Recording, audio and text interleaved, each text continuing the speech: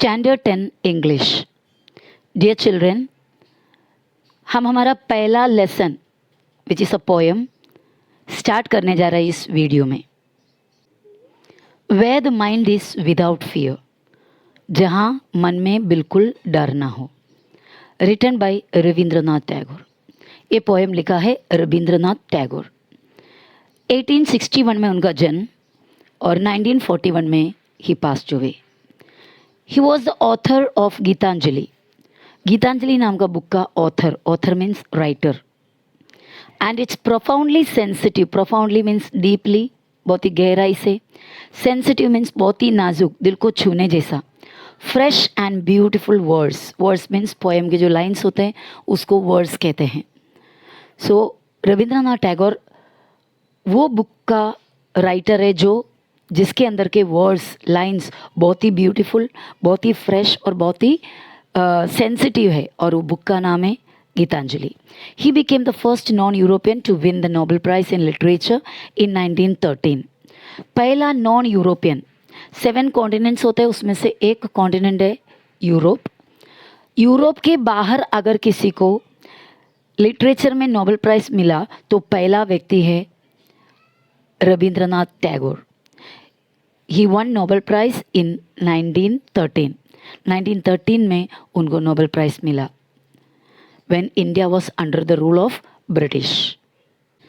This poem is one of his vastly read and discussed poem.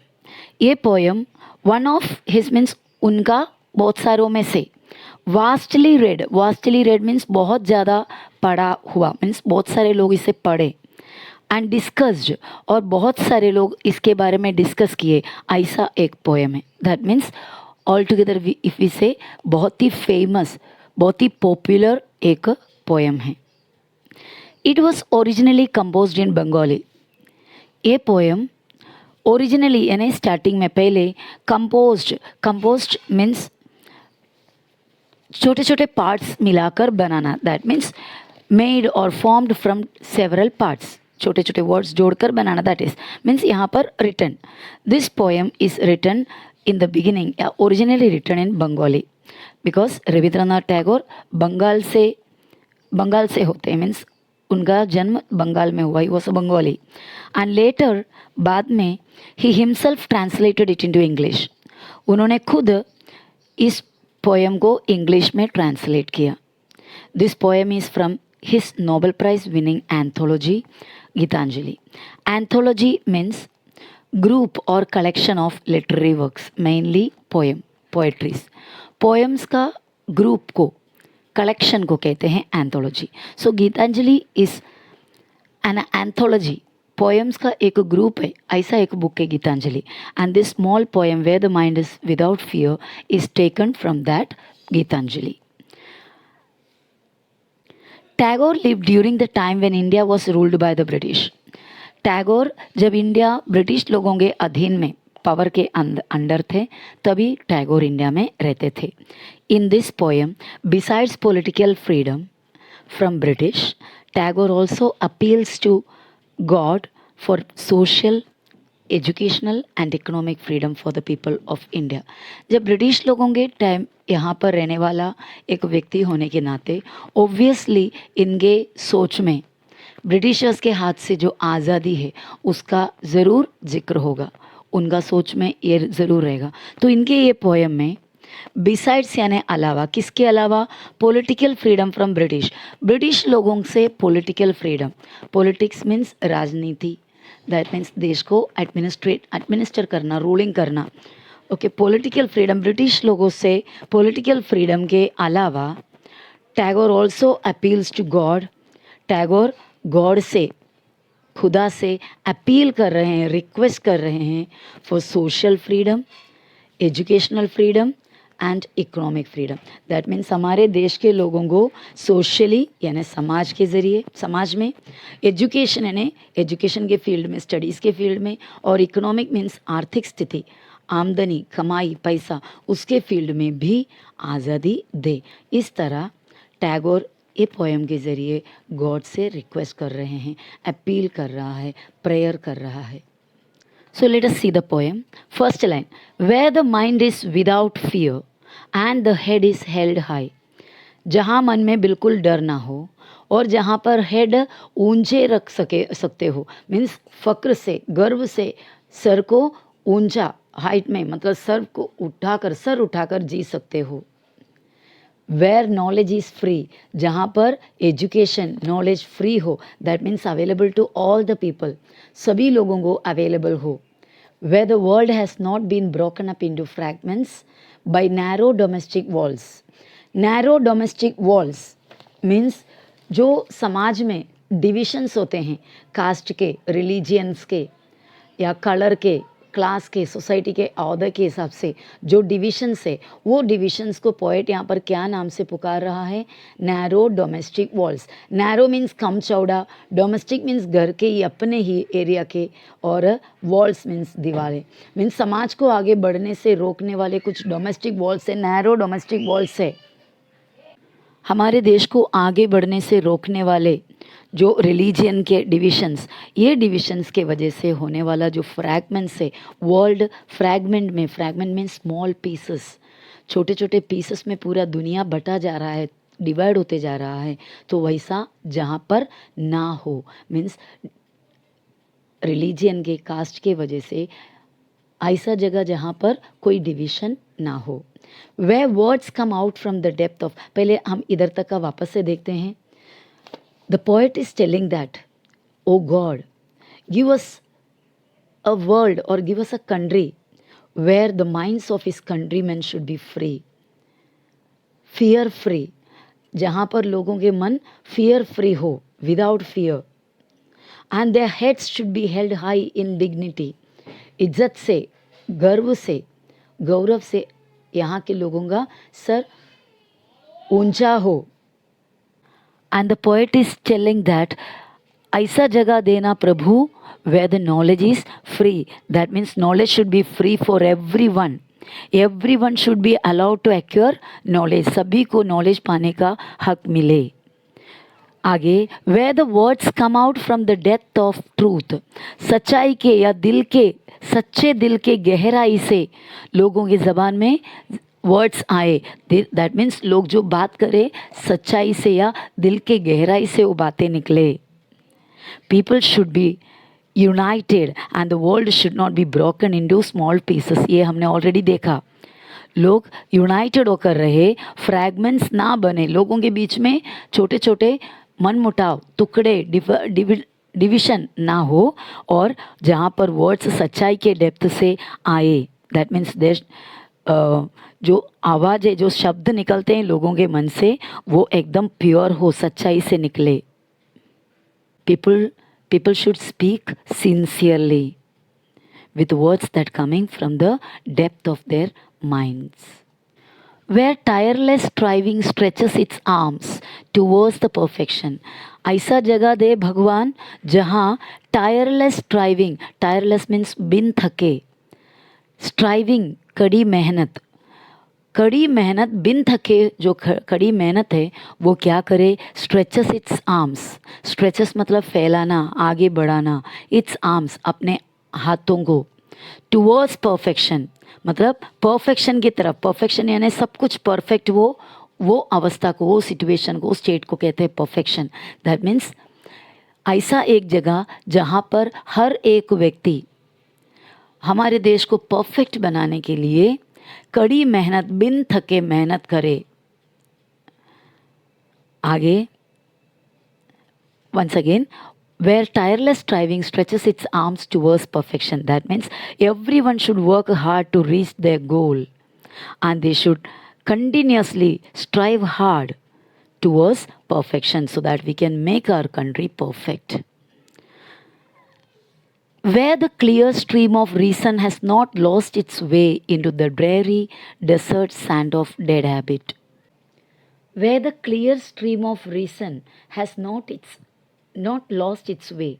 जहाँ पर clear stream of reason, clear means एकदम साफ, जो stream में जो पानी होता है क्रिस्टल क्लियर होता है, इस तरह रीसन का clear stream should not lose its way, उसका रास्ता ना खो जाए, दैट मीन्स लोग यहाँ पर इंडिया में ऐसे लोग हो जो रीज़न पर विश्वास करे, जो रीजनेबल चीज़ों को यकीन करे। ऐसा नहीं कि कोई भी सुपरस्टिशन से, कोई भी अंधविश्वास से लोगों ने कहा वैसे के वैसे विश्वास कर देना, that is superstition.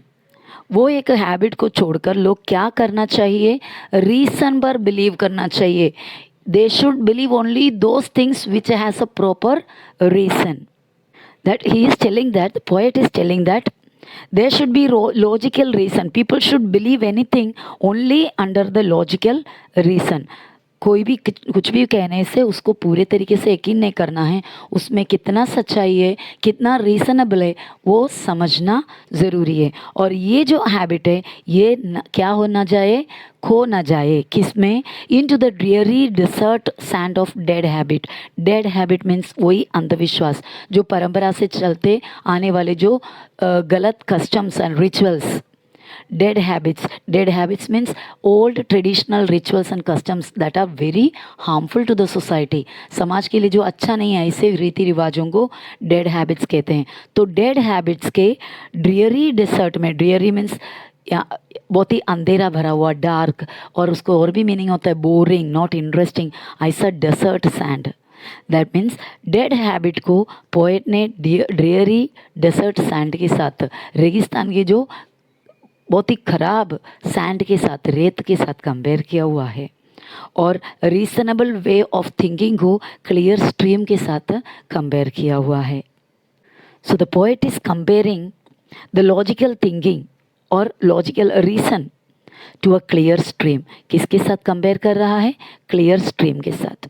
And old traditional rituals और कस्टम्स को किसके साथ कंपेयर कर रहा है, डेड हैबिट्स के साथ। और ये कंपैरिजन एकदम इम्प्लिसिटली कंपेयर किया हुआ है, clear stream of reason.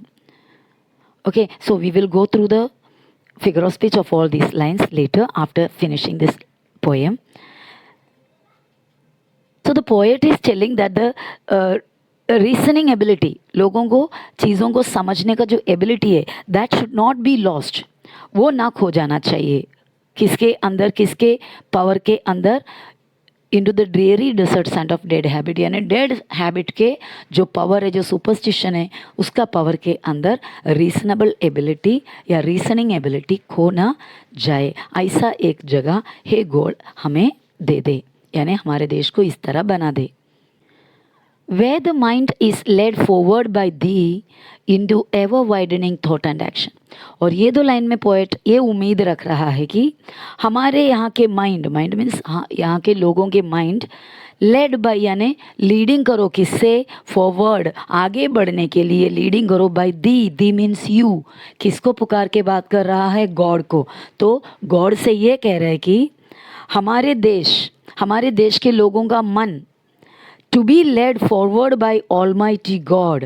Hey God, तुम ही उन्हें आगे बढ़ाओ, उन्हें राह दिखाओ। टूवर्ड्स किधर, ever widening thought and action. Widening thought means broad minded feeling. Broad minded people क्या करते हैं, दूसरों के बारे में सोचते हैं, दूसरों के फीलिंग्स को समझते हैं। They understand the feelings of other, they think about others, as they love themselves they love others also. They always cooperate with others. So such cooperation, such understanding, such love should be there in a country to become a proper या become a perfect country.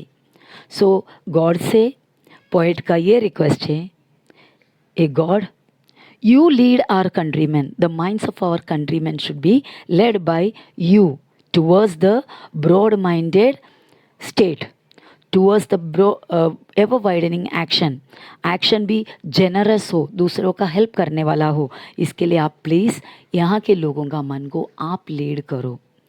And in the last line the poet is addressing, पुकार रहे हैं, into that heaven of freedom. इस तरह आज़ादी का उस haven में, my father, hey my father, पुकार रहे, ये मेरे पिताजी। किसको बुला रहे हैं, फादर, गॉड को। लेट माई कंट्री अवेक, मेरे देश ऐसा एक फ्रीडम का, आज़ादी का एक हेवन में जाग जाए। दैट मीन्स मेरे देश में आज़ादी हो, सभी के मन में आज़ादी हो, socially, economically, politically and even educationally full freedom हो. So let us go through the main figures of speech. Where the mind is without fear, where the mind is without fear and the head is held high. यहाँ पे आप तीन बार H का repetition, sound of H and the sound of W. Okay, so this is alliteration. Now, where the world has not been broken up into fragments, where the world has not been broken up into fragments, यहाँ पर भी 2 बार W का sound repeat हो रहा है. So this again is alliteration. By narrow domestic walls. Narrow domestic walls आपने lesson में देखा. नैरो डोमेस्टिक वॉल्स किसको कह रहा है पोएट ने? पोएट समाज में जो डिविशन है, division on the basis of religion, caste and creed, that is implicitly compare to narrow domestic wall. ये जो डिविशन को नैरो डोमेस्टिक वॉल है, ऐसा पूरे तरीके से कंपेयर किया हुआ है. तो ये हो गया metaphor. So we will give the explanation of this figure of speeches. An implicit comparison, otherwise the narrow-minded divisions in the society on the basis of caste and creed is implicitly compared to narrow domestic walls. That is the explanation we should write for that figure of speech. Where tireless striving stretches its arms towards perfection. यहाँ पे आपको tireless striving stretches बहुत सारे जगह में आपको yes का sound repeat होता हुआ नजर आता है. So this is alliteration. And one more figure of speech very important, it is tireless striving stretches it's arms. Stretches it's arms means हाथ आगे बढ़ाना, और नॉर्मली हाथ आगे बढ़ाना it is the quality of human being. इंसान अपने हाथों आगे बढ़ाते हैं, not the tireless striving. Tireless striving मतलब कड़ी मेहनत, थकने के बिना जो मेहनत होता है उसको टायरलेस स्ट्राइविंग कहते हैं. तो कोई मेहनत अपना हाथ को आगे बढ़ा नहीं सकता. So we can say that it is personification, because the human quality of stretching its arms is given to an inanimate thing, that is tireless striving. इंसान का क्वालिटी, हाथों को आगे बढ़ाने का क्वालिटी इनएनिमेट थिंग, यानी इंसान नहीं सा, जान नहीं सा, एक बेजान चीज़ को दिया हुआ जो चीज़ है tireless striving. So this figure of speech is personification. Next line आप देखोगे तो where the clear stream of reason has lost its way. Clear stream of reason, reason को क्लियर स्ट्रीम के साथ कंपेयर किया हुआ है, राइट. एक इनडायरेक्ट कंपैरिजन, एक implicit comparison is done between the clarity of the stream and reason. Stream का clarity और रीसन के बीच में एक इम्प्लिसिट कंपैरिजन हुआ है. So this the figure of speech here is metaphor. Just like हमने जो लाइन में देखा बाय नैरो डोमेस्टिक वॉल्स, वहाँ पर भी मेटाफर था और यहाँ पर भी मेटाफर है. Another one more figure of speech here is personification. क्योंकि क्लियर स्ट्रीम ऑफ रीसन को लॉस्ट इट्स वे मीन्स उसका रास्ता गुम गया, रास्ता खो गया. रास्ता खोना इंसान का क्वालिटी है. So losing the human quality of losing the way is given to clear stream of reason. Clear stream of reason को या स्ट्रीम ऑफ रीसन को लूसिंग द वे हैबिट दिया हुआ है. So it is personification also. और ये line में into the dreary desert sand of dead habits, dreary desert sand of dead habit, dead habit या habit को किसके साथ कंपेयर किया हुआ है? dreary desert sand के साथ. So it is again metaphor, an indirect comparison, or we say that habit, dead habit is implicitly compared to dreary desert sand. So it is metaphor. Last line का देखते हैं. Into the heaven of freedom, my father, let my country awake. Into the heaven of freedom, आज़ादी के इस haven में my father, मेरे खुदा, मेरे फादर पुकार रहा है. बराबर, पुकार के, गॉड को पुकारते हुए, एड्रेस करते हुए बता रहा है. So the figure of speech here is apostrophe. Figure of speech यहाँ पर एपोस्ट्रोफी है क्योंकि पुकार रहा है. किसी को पुकारते हुए जो लाइन्स लिखते हैं वहाँ पर फिगर ऑफ स्पीच होता है apostrophe. Again one more figure of speech is there in this line. Let my country awake. सिर्फ इतना पार्ट अगर आपको दिया रहेगा तो आपको एपोस्ट्रोफी आप लिख नहीं पाएंगे, आपको इधर का देखना पड़ेगा. Late my country awake means मेरे देश, मेरा देश जागने दो. अवेक मीन्स जागना. देश जाग नहीं सकते हैं, जागना इंसान का क्वालिटी है. तो ऑब्वियसली आपको समझ गया होगा. यस, ये पर्सोनिफिकेशन है. सो वेकिंग अप यानी जागना, वो क्वालिटी किसको दिया है? कंट्री को दिया है. So we will write personification and explanation will be the human quality of waking up is given to an inanimate object, country. Okay, so इतना हमने फिगर ऑफ स्पीच देखे और the poem is written by Rabindranath Tagore. So I hope you understood the poem. Have a nice day. Go through the poem and try to understand it well.